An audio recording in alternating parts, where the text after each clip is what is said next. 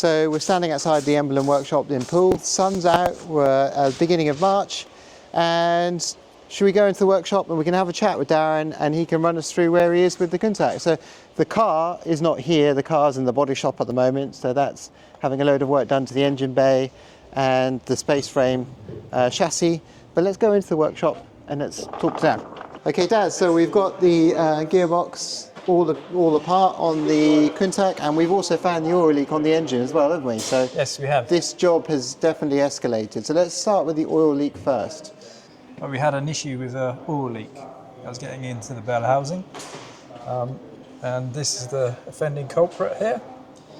Basically, these O-rings were aged and flattened, and the oil was leaking past here. So this slots into the engine. So something as simple as a O-ring. Slots in like that, goes right in and should seal on the O-rings.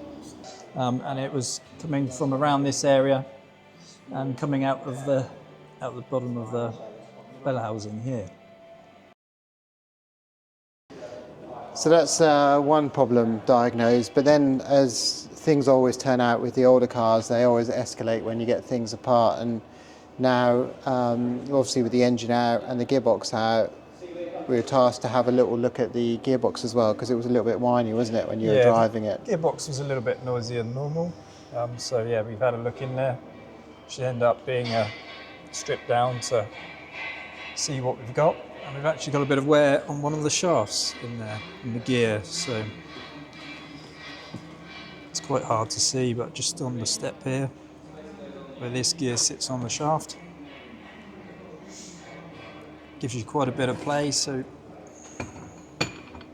this is the main gear coming out of the gearbox. So this is the drive, isn't it, going to the diff. So this gets the brunt of all of the power of the engine, isn't it? This one gear takes all the load.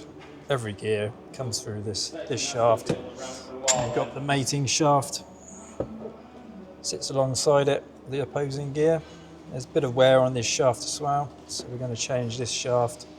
We've got 2 new gears up here to go on, and obviously a new shaft here as well.